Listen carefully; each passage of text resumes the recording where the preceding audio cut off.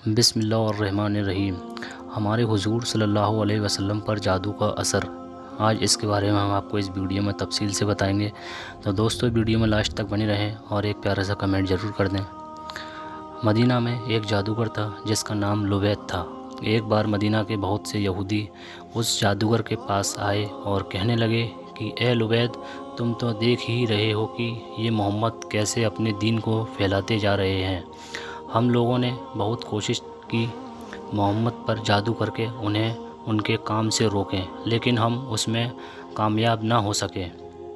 اس لیے اب ہم سب تمہارے پاس آئے ہیں تاکہ تم کچھ پیسے اور اشرفیاں لے کر محمد پر جادو کر دو۔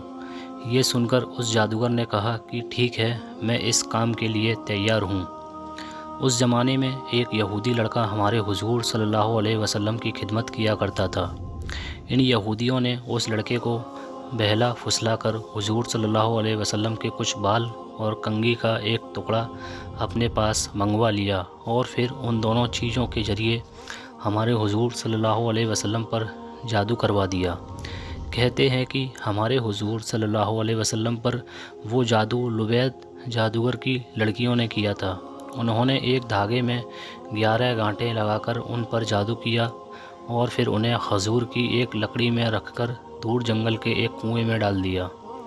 ہمارے حضور صلی اللہ علیہ وسلم پر اس جادو کا اثر یہ ہوتا ہے کہ حضور صلی اللہ علیہ وسلم اپنے آپ کو بندھا ہوا محسوس کرتے تھے، اور کسی کام کے بارے میں یہ خیال ہوتا تھا کہ وہ کام تو میں کر چکا ہوں، لیکن ابھی وہ کام نہ کیا ہوتا تھا، اور جو کام کر چکے ہوتے تھے اس کے بارے میں خیال آتا کہ ابھی میں نے یہ کام نہیں کیا ہے۔ لیکن ان سب کے باوجود جادو کا جو اثر تھا وہ بس آپ کے جسم پر ہی ہلکا پھلکا تھا۔ نوبل میں اس کی وجہ سے کبھی ایسا فرق نہیں پڑا کہ جادو کی وجہ سے آپ نے کوئی غلط بات کہی ہو یا قرآن کی کوئی آیت بھول گئے ہوں۔ ایک بار ہمارے حضور صلی اللہ علیہ وسلم حضرت عائشہ کے گھر پر موجود تھے۔ آپ نے خوب دعا کی اور اس کے بعد آپ کو نیند آ گئی اور آپ سو گئے۔ سو کر جب اٹھے تو حضرت عائشہ سے کہنے لگے کہ اے عائشہ، اللہ نے ہماری دعا سن لی ہے۔ حضرت عائشہ نے پوچھا کہ کون سی دعا اے اللہ کے رسول؟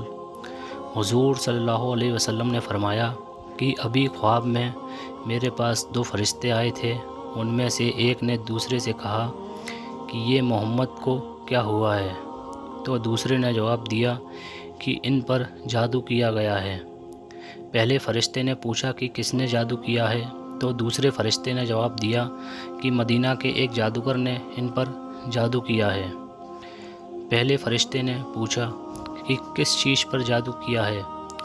دوسرے نے جواب دیا کہ ان کی کنگھی اور بالوں پر۔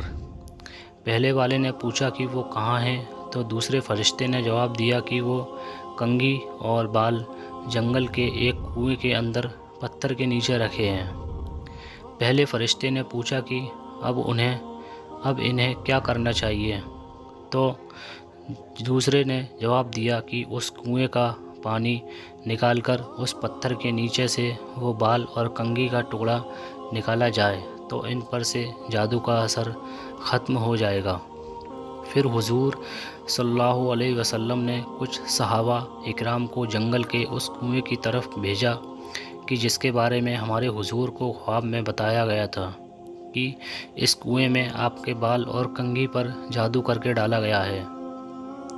ان سارے صحابہ اکرام نے کنویں کا پانی نکالا اور جو جگہ بتائی تھی اس جگہ سے کنگھی اور بال نکال کر ہمارے حضور صلی اللہ علیہ وسلم کے پاس پہنچے۔ حضرت جبریل علیہ السلام نے ہمارے حضور صلی اللہ علیہ وسلم کو آ کر بتایا کہ سورہ فلق اور سورہ ناس پڑھ کر آپ ان میں سے ایک ایک گانٹھ کھولتے جائیں۔